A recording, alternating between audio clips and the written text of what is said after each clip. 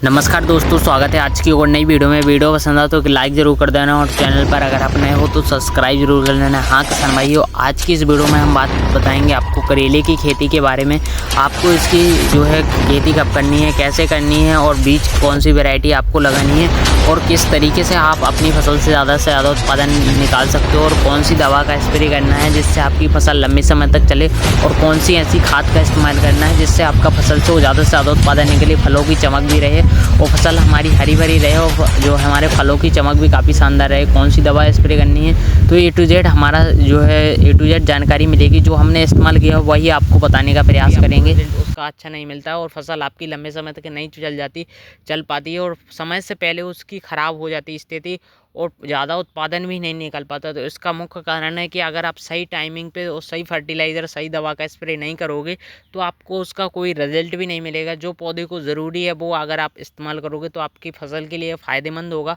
और तो आज की इस वीडियो में हम आपको ऐसी जानकारियाँ बताएंगे जो हम काफ़ी समय से करेले की खेती में करते आ रहे हैं और जो हमें गलतियां होती हैं वो हम आपको ज़रूर बताने का प्रयास करेंगे वीडियो के ज़रिए। तो वीडियो के एंड तक ज़रूर बने रहना जिससे आपको छोटे लेवल से ए टू जेड जानकारी मिल जाएगी। तो ऐसा नहीं है खेती में कि अगर आपने बीज लगा दिया, बीज लगाने के बाद आपका पौधा अच्छी तरीके से फसल है वैसे ही की वैसी हो जाएगी जैसी आप वीडियो में लोगों की देखते हो और वैसे ही आप पैसा कमा लोगे जैसा सभी लोग कमाते हैं। तो ऐसा है, आप बिल्कुल गलतफहमी में मत रहना। इसके लिए आपको पहले बात आपको समझना पड़ेगा। आप वीडियो के ज़रिए उसके तरीके को इस्तेमाल कर सकते हो, उसकी टेक्नोलॉजी को इस्तेमाल कर सकते हो कि आपने उसने किस तरीके से मचान विधि बनाया, किस तरीके के फर्टिलाइज़र डाले, किस तरीके की दवा स्प्रे की है। तो आप इस तरीके का मैनेजमेंट देख सकते हो। बाकी सब आपको अपनी फसल में अच्छी तरीके से मेहनत करनी पड़ेगी और आपको सोचना पड़ेगा कि हाँ कि हमें कब कौन सी दवा स्प्रे करनी है और आपको पौधे को देखकर समझ जाना चाहिए कि हमारे पौधे में कौन से वायरस लगे हैं। तो पहली बात आपको समझनी होगी कि हमारे पौधे में कौन से वायरस लगे हैं और कौन सी हम दवा का स्प्रे कर रहे हैं। तो अगर आप फुल तरीके से समझकर और सोच समझकर अगर आप दवा का स्प्रे करो तो आपका फालतू खर्च नहीं होगा, क्योंकि आज के समय में सबसे ज़्यादा फालतू खर्च होता है तो हमारा जो है कीटनाशक, फंगिसाइड, इन तरीके के तमाम कीटनाशक दवाओं के कारण ही हमारा जो है खर्च ज़्यादा होता है। बाकी अगर आप अच्छी तरीके से समझ गए तो आप कम खर्च में भी आप अपनी फसल को स्वस्थ, हरा भरा और जो है लंबे समय तक ले जा सकते हो। बस अगर आप टाइमिंग पर इस्तेमाल जो सही करोगे तो होता क्या है, शुरुआती स्टेज में कम वायरस लगे होते हैं तो उनको आप आसानी से कंट्रोल कर सकते हो और सस्ते में कंट्रोल कर सकते हो। लेकिन अगर आपको ज़्यादा वायरस फैल जाता है, समस्या बहुत बड़ी हो जाती है तो आपको वहाँ महंगी से महंगी दवा का स्प्रे करना पड़ता है, लेकिन वहाँ पर भी आपका कंट्रोल नहीं होता है, 10 से 20% तक रह जाता है। तो ये सबसे बड़ा खर्च हाँ तो किसान भाइयों, अब बात आती है करेले की बिजाई, बीज लगाने की, खेती करने की। तो इस समय जो है मौसम तो काफ़ी शानदार रहता है। करेले की खेती को गर्मियों में भी कर सकते हैं, बरसात के समय में भी कर सकते हैं। बस ठंडियों में अच्छी तरीके से ग्रोथ नहीं होती है, जो है अलग जो है ठंडियों की फसल नहीं है। ज़्यादातर गर्मियों में इसकी अच्छी पैदावार होती है और बरसात के सीज़न में भी काफ़ी ज़्यादा अच्छी पैदावार होती है।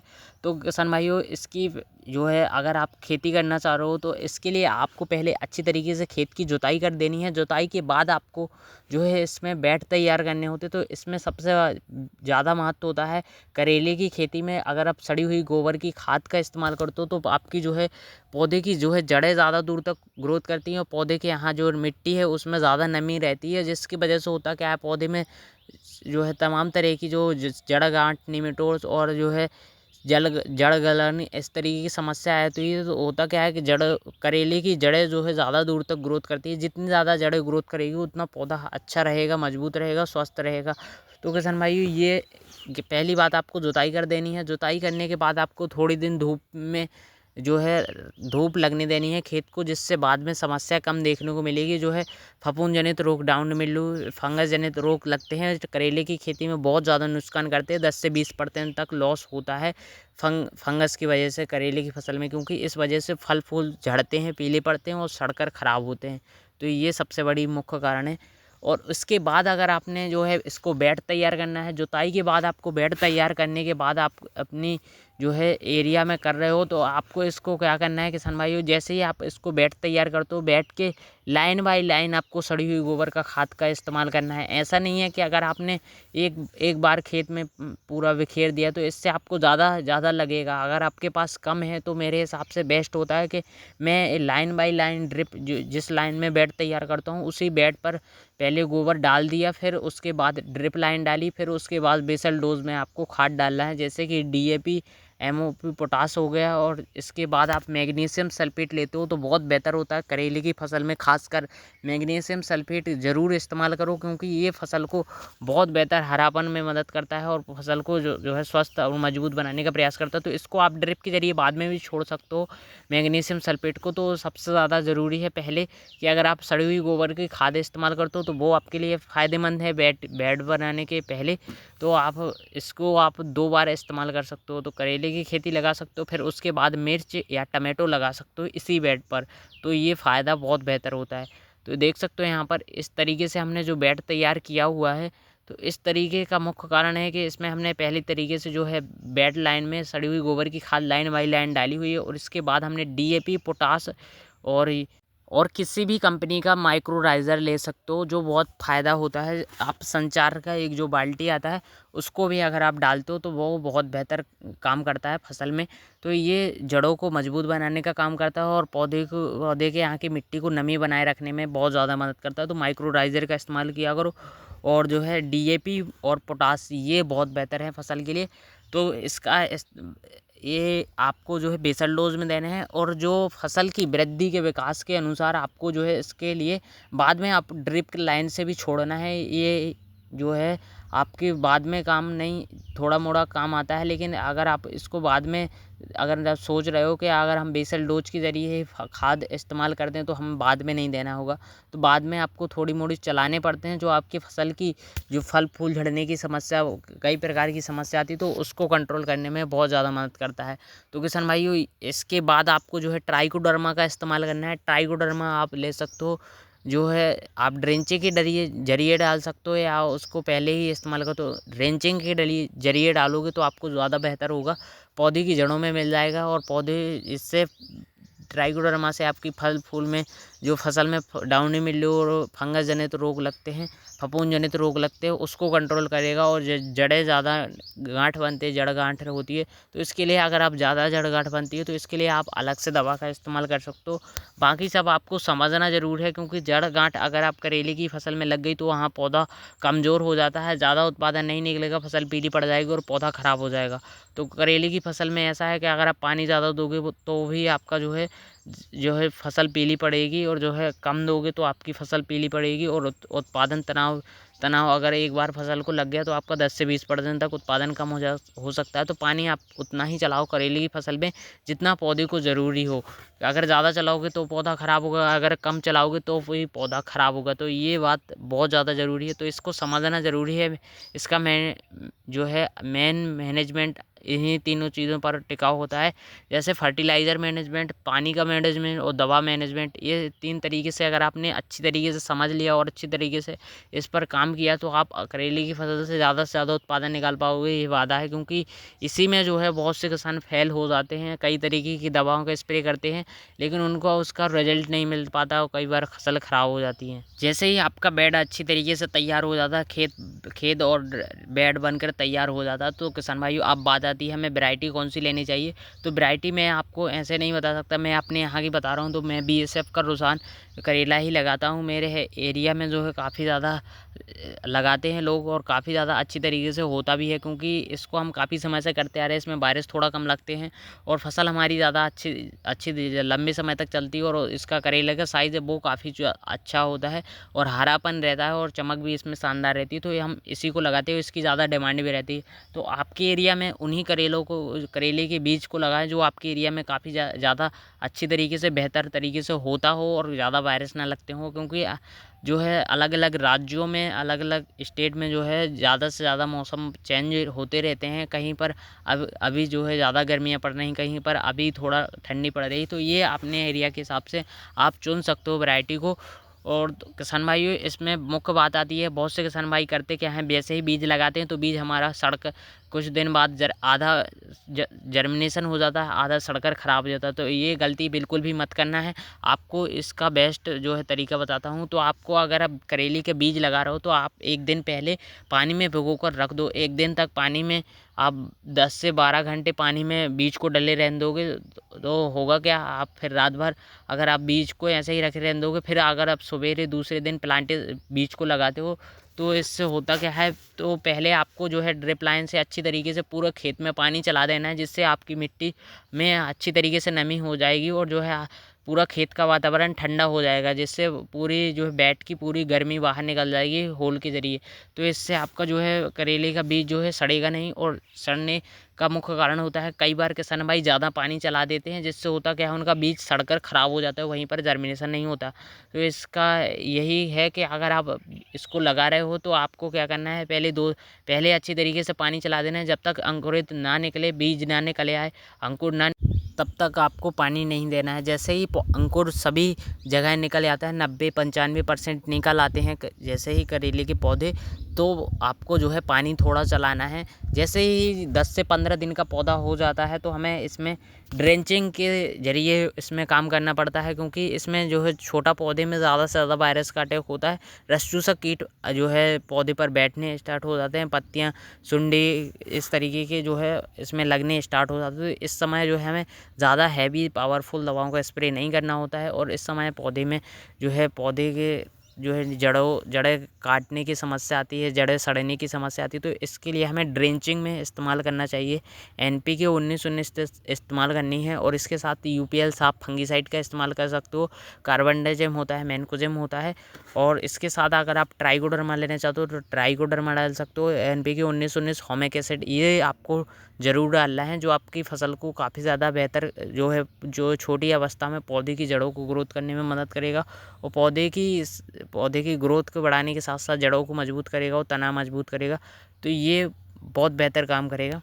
जैसे ही पौधा छोटी अवस्था में हो, 4 से 5 पत्तियाँ निकल आएँ, तो हम किसान भाइयों को ज़्यादा से ज़्यादा जो हमने इस्तेमाल किया वो वही बताने का प्रयास करते हैं। तो किसान भाइयों इसके बाद हमें जो है फर्स्ट स्प्रे ज़रूर लेना चाहिए, जो आप थोड़ा कम पावरफुल दवाओं का स्प्रे करें। जैसे कि अगर आपका सुंडी का अटैक हो चुका है तो आप प्रोफेक्स का इस्तेमाल कर सकते हैं। और उसके बाद अगर अब सुंडी का ख़त्म हो चुकी है तो इसमें समस्या आती है, थ्रिप्स, माइट और सफ़ेद मक्खी का अटैक होना स्टार्ट हो जाता है पौधे में हमारी। तो इसके लिए आप कम पावरफुल दवा का स्प्रे करें, जैसे नीम तेल का इस्तेमाल कर सकते हो। और इसके बाद आप जो है नीम तेल के बाद अगर आप कंट्रोल नहीं हो रहा हो, इसके साथ आप एसिटामेप्रिड 20% आता है, उसका इस्तेमाल कर सकते हो। तो ये बहुत बेहतर होता है कि जो है कम पावरफुल दवा भी है और सस्ती भी है और जो कंट्रोल भी कर देती है। तो ये टाइमिंग सही होना चाहिए आपका, जो है शेड्यूल बाय शेड्यूल काम करोगे हफ्ते के हिसाब से तो आपको बहुत फ़ायदा भी देखने को मिलेगा और रिजल्ट भी इसके शानदार रहेंगे, 100 में से 90-95% तक। और इसके बाद जैसे ही आपकी 10 से 15 दिन, अगर आपने ये 15 दिन की फसल के बाद आपने 15 दिन के जो है ये इस्तेमाल कर लिया ये शेड्यूल, तो आप दूसरी बार शेड्यूल इस्तेमाल करना है। जैसे कि अगर आपकी बेल जो है लगातार बढ़ती जाती है तो ये आपको NPK 19-19 2 बार इस्तेमाल करना है, जिससे आपकी पौधे की ग्रोथ लगातार बढ़ती जाएगी, पौधे की वृद्धि होगी, उसके साथ साथ उसका जो है तना मजबूत बनेगा और उसकी वृद्धि के साथ साथ जो है शाखाएं भी उसमें निकलना स्टार्ट हो जाएगी। कई बार होता क्या है उसमें शाखाएं नहीं निकलती हैं, तो हमारी बेल जो है लगातार बढ़ती जाती है, उसमें शाखाएं नहीं निकलती। तो आपको इसमें क्या करना है किसान भाइयों, इसमें NPK 12-61 इस्तेमाल करना है, जिससे आपके पौधे की जो है बेल तो बढ़ेगी ही बढ़ेगी और जो है शाखाएँ भी बढ़ेगी। तो किसान भाइयों इसमें शाखाएँ निकलेंगी और इसमें तना मजबूत बनेगा और जड़ें मजबूत बनेगी और रोग प्रतिरोधक क्षमता भी बढ़ेगी, पौधे में स्वस्थ हरा भरा रहेगा। तो ये 12-61 का काम होता है, जो पौधे को हरा भरा बनाने में इसमें फास्फोरस जो है सबसे ज़्यादा मात्रा होती है, जो पौधे के लिए छोटी अवस्था में सबसे ज़्यादा महत्वपूर्ण होती है। अब बात आती है कि आपको उसका दूसरा स्प्रे लेना होगा 7 दिन के अंतराल पर। तो आप इसको जो है हेक्साकोनाज़ोल आता है, तो आप उस केमिकल्स का इस्तेमाल कर सकते हो। और इसके साथ आपको इमिडाक्लोप्रिड 40% आता है, फिब्रोनिल 40% आता है। तो आप उसका इस्तेमाल करोगे तो आपको थ्रिप्स को कंट्रोल करेगा और जो है माइट को भी कंट्रोल करेगा और जो है रस चूसक कीटों को जो है चबाने वाले कीट होते हैं उनको सारी तरीके से कंट्रोल करने का काम करेगा। तो ये आपकी फसल में जो है बहुत ज़्यादा लाभकारी होगा। तो कई बार होता क्या है, आप शेड्यूल काम नहीं करते हो तो पहली बात आपको कुछ नहीं दिख रहा होगा फसल में, वैसे ही 7 से 8 दिन बाद आपको फसल एकदम से ख़राब होने दिखनी स्टार्ट हो जाती है। तो वैसे ही अगर आप सस्ते में इस्तेमाल करना चाहते हो तो आप मेरे हिसाब से सस्ता इस्तेमाल करना चाहते हो तो मेरे हिसाब से शेड्यूल बाय शेड्यूल काम करोगे तो आपकी फसल स्वस्थ रहेगी, हरी भरी रहेगी। तो वही हम आपको बता रहे हैं जो हमने इस्तेमाल किया हुआ है। तो उसके बाद आपको ये इस्तेमाल करना है दूसरा स्प्रे। और दूसरा स्प्रे में आपको जो कई बार होता क्या है कि आपकी जो है फसल अब इस स्टेज में पहुंच चुकी होगी कि उसमें थोड़े थोड़े फूल आना निकलना स्टार्ट हो चुके होंगे और पत्तियां ज़्यादा से ज़्यादा हरी होंगी और जो है इसमें ज़्यादा से ज़्यादा शाखाएं बननी स्टार्ट हो चुकी होंगी 1261 NPK डालने के बाद। तो अब आती है NPK 13-0-45 डालना है और आपको इसके साथ माइक्रो न्यूट्रिएंट्स इस्तेमाल कर लेना है। ह्यूमिक एसिड ले सकते हो या माइक्रोराइजर इस्तेमाल कर सकते हो। और मेरे हिसाब से आप जो है 13-0-45 और कैल्शियम ले सकते हो जो आपके लिए फसल में बहुत तरीके से काम करेगा। जो इसमें पौधे में शाखाएं बनेंगी और जो नए फल फूल आएंगे और जो है फल फूल आ चुके होंगे उसे सेटिंग करने में मदद करेगा। और पोटास से जो है फसल की जो है ग्रोथ भी बढ़ती है और हरापन भी रहता है, ज़्यादा से ज़्यादा शाखाएं निकलती है, फल फूल आने के लिए तैयार होते हैं। तो कैल्शियम आपकी ज़्यादा से ज़्यादा शाखाएं बढ़ाएगा और जो है ज़्यादा से ज़्यादा फल फूल आने की मात्रा बढ़ेगी।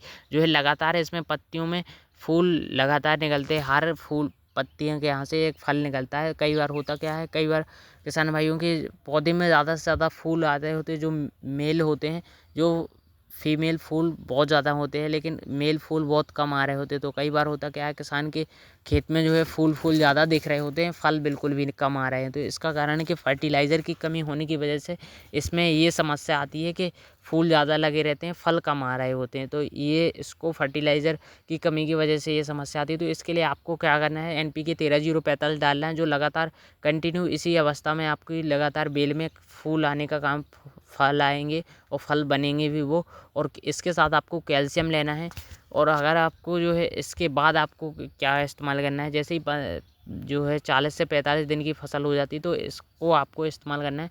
फिर इसके बाद आप 50 से 60 दिन के अंतराल पर आपको जो है 52-34 13-0-45 इन फर्टिलाइज़र का इस्तेमाल करना है जो आपके पौधे में फल फूल आ चुके हों उनको सेटिंग करने में मदद करेगा, उनकी साइज़ को बड़ा करने में मदद करेगा।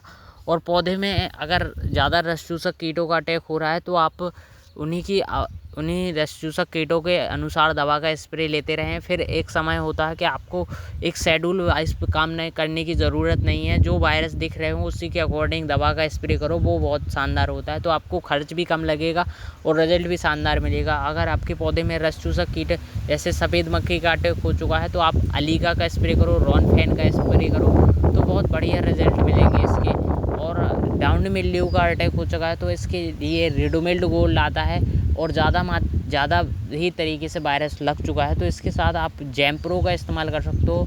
अगर एक बार में कंट्रोल नहीं हो पा रहा है तो आप इसको 2 केमिकल्स वैसे ही दवा का इस्तेमाल करो जो उसके लिए उसको वायरस को प्रभावी नियंत्रण कर सकता हो 2 बार में। तो आप उसी केमिकल्स का इस्तेमाल अगर बार बार करते रहोगे तो आपको उसका रिजल्ट बहुत कम देखने को मिलेगा। तो इसमें हफ्ते दवा का स्प्रे बदलाव करते रहो।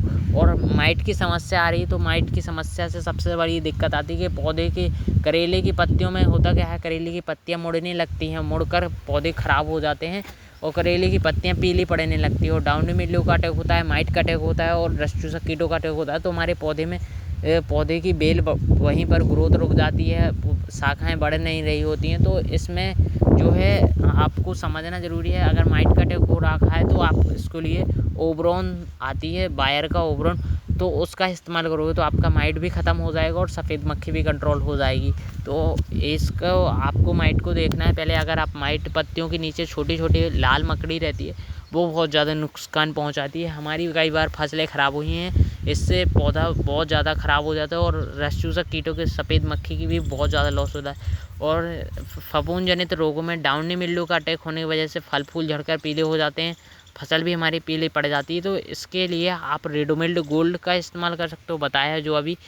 और उसके साथ अगर आप जैम्प्रो BSF का आता है उसका इस्तेमाल कर सकते हो। अब बात आती है किसान भाइयों, जैसे ही हमारी जो है जब पौधे में ज़्यादा वायरस लग चुके होते हैं तो इसमें इस कंडीशन में हमें जो इसमें फर्टिलाइज़र की मात्रा थोड़ी ज़्यादा बढ़ानी होती है। पौधे में पोटास, कैल्शियम, बोरोन, मैग्नीशियम जो है मिक्स माइक्रोन्यूट्रिएंट्स फर्टिलाइज़र, जैसे कि आप कैल्शियम बोरोन का इस्तेमाल कर सकते हो, जिंक, आयरन, ये जो है आपको देना ही पौधे में है। क्योंकि इसमें जब फसल पीली पड़ने लगती है तो अगर आप पौधे को पोषक तत्व तो नहीं दोगे तो आपकी फसल और ज़्यादा ख़राब स्थिति में पहुंच जाएगी। तो इस स्टेज में होता है कि अगर आप पौधे को जड़ों के जरिए मजबूती प्रदान करोगे, पोषक तत्व दोगे, तो आपकी फसल ऊपर पत्तियों तक ज़्यादा से ज़्यादा शाखाएँ निकलेंगी। करेले की फसल एक ऐसी फसल है, अगर आपकी उसकी ग्रोथ रुक जाती है, किसी भी प्रकार की समस्या आती है, तो आप उसको जो है दवाओं के या फर्टिलाइज़र के बेस पर उसको फिर से रिकवर कर सकते हो 40 से 50% तक। बस आप में सही तरीके से अगर आपने फर्टिलाइज़र दवा का स्प्रे किया तो। अगर आपकी जो है इसमें फसल पीले होने की समस्या आ रही तो मैग्नीशियम सल्फेट आप ज़रूर इस्तेमाल करो। और यूरिया आपको तब देना है जब पहली बार आप 13-0-45 डाल रहे हो, तो आपको उसके साथ 13-0-45 और यूरिया का इस्तेमाल करना है। तो आप जो है फल निकलने से पहले इस्तेमाल करना है यूरिया का। और जैसे ही बीच में 50-60 दिन की हो जाती है तो थोड़ा बोड़ा यूरिया डाल देना है। और उसके बाद अगर आपको फिर भी लग रहा है थोड़ी मोड़ी फसल पीली पड़ रही है तो मैग्नीशियम सल्फेट का इस्तेमाल ज़्यादा से ज़्यादा करना है। क्योंकि मैग्नीशियम सल्फेट की ज़्यादा मात्रा पौधे के लिए ज़्यादा ज़रूरी होती है। इसमें पौधे की पत्तियाँ हरी भरी रहती है, पौधे की शाखाएँ ज़्यादा निकलती है और पत्तियाँ के साथ साथ पौधे में रोग प्रतिरोधक क्षमता भी बढ़ती है, पौधे में वायरस थोड़ा कम लगते हैं। तो ये मैग्नीशियम सल्फेट का इस्तेमाल करना है। और कैल्शियम का इस्तेमाल तब करना है जब फसल छोटे फल फूल झड़कर ख़राब हो रहे हैं, फल फूल सेटिंग नहीं होते, फल फूल की साइज़ छोटी रह जाती है, टेढ़े मेढ़े पड़ने लगते हैं और तो एक समान नहीं रहते। तो इसके लिए आप कैल्शियम और बोरोन का इस्तेमाल करोगे तो आपको इसको बढ़िया रिजल्ट देखने को मिलेंगे कैल्शियम बोरोन से। तो किसान भाइयों, ये जो हमने पहले जो NPK 1261-13-0-45 और 52-34-00-50 ये फर्टिलाइज़र बताए हैं, ये सब आपको पहले ही इस्तेमाल नहीं कर लेना। पहले इस्तेमाल करना है वो आपके लिए अलग बात है, लेकिन जैसे ही 50, 60, 70, 80 दिन की फसल पहुंचती है तो आपको इसमें ज़्यादा से ज़्यादा उत्पादन देखने को मिलेगा, ज़्यादा से ज़्यादा फल फूल आएंगे, ज़्यादा से ज़्यादा झड़ेंगे, ज़्यादा से ज़्यादा पीले होंगे। तो इसमें आपको जो है इस पर बेहतर काम करने की ज़रूरत है। इसी समय होता है पौधे को सबसे ज़्यादा माइक्रोन्यूट्रिएंट्स फर्टिलाइज़र की ज़रूरत पड़ती है। अगर आपने पौधे की पोषक तत्वों की आवश्यकता की पूर्ति कर दी तो आपको उसका उतना ही उत्पादन डबल देखने को मिलेगा, नहीं तो आपको 10 से 20% तक फल फूल झड़कर ख़राब हो जाएंगे। तो इसी अवस्था में पौधे को जो है 1261-13-0-45 NPK 52-34 आपका इस्तेमाल करना है, जिससे आपके पौधे की बेल जो है शाखाएं भी निकलेंगी, पौधे का विकास भी होगा, पौधे में ज़्यादा से ज़्यादा फल फूल भी आएंगे, पौधे में रोग प्रतिरोधक क्षमता भी बढ़ेगी, फसल भी आपकी हरी भरी रहेगी। तो यही कारण है कि आपको इसको थोड़ा थोड़ा डोज बढ़ाना है। जैसे ही आप छोटी अवस्था में 1-1 kg डाल रहे थे, वैसे ही अगर आपके पौधे की जो पौधे बड़े हो चुके हैं, ज़्यादा बेल पहुँच चुकी है, बड़ी हो चुकी हैं, तो आपको इसमें 1-1, 2-2 kg जैसे ही डोज बढ़ा लेना है, जिससे आपको इसका बहुत बढ़िया रिजल्ट देखने को मिलेगा। इसी कारण लोग हैं जो ज़्यादा तरीके से अच्छी तरीके से इस्तेमाल करते हैं NPK फर्टिलाइज़र का, उसका उत्पादन जो है ज़्यादा निकलता है। और कई बार होता क्या है कि अगर आपकी मिट्टी में जो ज़रूरत पड़ रही है तो आप ज़रूर इस्तेमाल करो, अगर ज़रूरत नहीं पड़ रही है पौधे को देख लेना, अगर ज़रूरत नहीं पड़ेगी तो उन्हीं चीज़ों का इस्तेमाल करो जो पौधे को ज़रूरी है। अगर आपकी चमक सही आ रही है, फसल में फल अच्छी तरीके से सारे सेटिंग हो रहे हैं, तो होता क्या है, आपको ज़रूरी नहीं है इस्तेमाल करो ही करो। लेकिन अगर आपके फल फूल झड़ रहे हैं, फल सेटिंग नहीं हो रहे, तो आप स्प्रे के तौर पर आप हफ्ते में एक रस चूसक कीटों के लिए दवा का स्प्रे करते रहो और एक टॉनिक का इस्तेमाल करते रहो। और हफ्ते में एक nitrogen, phosphorus, potash, calcium, boron, ये आपको 15-15 दिन के या 7-7 दिन के अंतराल पर डोज देते रहो, जिससे आपका एक बार तोड़ाई हुआ, फिर आपने दूसरा डोज उसमें इस्तेमाल कर दिया, दूसरा फर्टिलाइज़र शेड्यूल डाल दिया, जिससे आपको इसका बढ़िया रिजल्ट मिलेगा। आपको कंटिन्यू इसी तरीके से उत्पादन देखने को मिलेगा। 70 से 80-100 दिनों के अंतराल पर आपकी 100 से 120 दिनों तक अच्छी तरीके से फसल चलती है, अच्छा तरीके से उत्पादन निकलता है। बस आपने इसमें परफेक्ट मैनेजमेंट पर ध्यान दिया, आपने फसल पर ध्यान दिया, पौधे में कौन सी वायरस लग रही है, कौन सी समस्या आ रही है। तो इस तरीके से आप जो है इससे ज़्यादा से ज़्यादा उत्पादन निकाल सकते हैं। करेले की फसल ऐसी फसल है जिससे आपको बहुत मार्केट में बहुत बढ़िया अगर आपको रेट मिल गया तो आप करेले से लाखों रुपए कमा सकते हो। बस इसमें रेट के ऊपर चांस रहता है। कई बार होता क्या है, बहुत से किसान भाइयों को रेट मिल जाता है लेकिन उत्पादन ज़्यादा नहीं निकाल पाते। तो यही समस्या है कि आपको रेट तो मिल जाता है लेकिन उत्पादन ज़्यादा नहीं निकलता। तो इसी स्थिति में बात ये आती है कि आपको शुरुआती स्टेज से काम करना पड़ेगा। जैसे ही छोटा पौधा है तो आपने शेड्यूल पर काम करना पड़ेगा कि हमको कौन से फर्टिलाइज़र कब इस्तेमाल करने हैं जो पौधे को जड़ों से मजबूत बनाएगा। एंडिंग टाइम पे जैसे ही बेल बढ़ेगी तो आपको जड़ें मजबूत बनेंगी, तब आपको ज़्यादा से ज़्यादा उत्पादन निकलेगा। ऐसा नहीं है अगर आपका छोटी स्टेज में आपको फर्टिलाइज़र ज़्यादा इस्तेमाल नहीं किया है, छोटी स्टेज में पौधे को माइक्रो न्यूट्रिएंट्स फर्टिलाइज़र नहीं दिए तो बड़े पौधे में आपको ने सीधा डालना है स्टार्ट कर दिया तो उसकी पौधे की क्षमता ही नहीं है कि आप उसकी जड़ें इतनी ज़्यादा दूर तक ग्रोथ नहीं कर पाई हैं कि आप उसको उतना फर्टिलाइज़र बाद में दोगे तो वो आपको जो है पौधों की ऊपर तक पहुंचा पाएगा। जितनी ज़्यादा जड़ें छोटे में मजबूत बनती हैं उतनी ज़्यादा बड़े में बाद में नहीं बन पाती हैं। तो पौधा शुरुआती स्टेज से ही पौधा उस लायक बनाया जाता है कि आप उससे उतना उत्पादन निकाल पाओ। तो ये आपका शेड्यूल होता है कि अगर आप अच्छी तरीके से छोटे स्तर से ही अगर अच्छी तरीके से काम करोगे तो आप ज़्यादा उत्पादन निकाल पाओगे। नहीं तो आप ऐसा नहीं है कि अगर आपने छोटी स्टेज से ध्यान नहीं दिया तो छोटी स्टेज में ही 40 से 50 दिन के आते आते ही हमारी फसल ऐसी स्थिति में पहुंच जाती है कि जैसे कि हमारी फसल से कई बार तोड़ाई हो चुकी है, फसल पीली पड़ जाती है, कई बार समस्या आने लगती है किसान भाइयों की कि जो पहले वो ध्यान नहीं देते हैं कि आपको हफ्ते बाई हफ्ते दवा का स्प्रे करना है।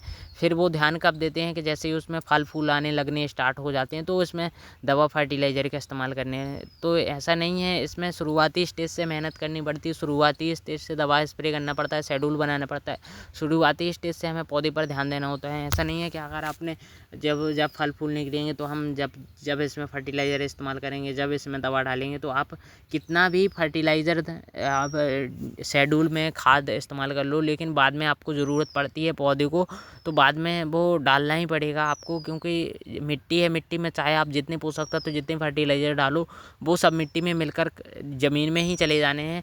बस जो पौधे के लिए ज़रूरी है अगर आपने वो सही समय पे इस्तेमाल कर दिए तो आपके लिए पौधे के लिए बहुत लाभकारी होगा, बहुत फ़ायदेमंद काम करेगा। जितने फल फूल झड़कर ख़राब हो जाते हैं उसको सेटिंग करने में मदद करेगा। तो किसान भाइयों सबसे ज़्यादा जब फल फूल आ रहे होते हैं तो हमें सबसे ज़्यादा नाइट्रोजन, फास्फोरस, पोटास की ज़रूरत पड़ती है सबसे ज़्यादा पौधे को फल फूल सेटिंग करने में। तो किसान भाइयों वीडियो पसंद है तो लाइक ज़रूर करना और चैनल पर अगर आप नए हो तो सब्सक्राइब जरूर कर लेना। मिलते हैं नेक्स्ट वीडियो में। अगर वीडियो पसंद आए तो कमेंट करके ज़रूर बताना और वीडियो शेयर ज़रूर कर देना अपने ऐसे दोस्तों के लिए जो करेले की खेती करते हैं और उत्पादन ज़्यादा नहीं निकलता।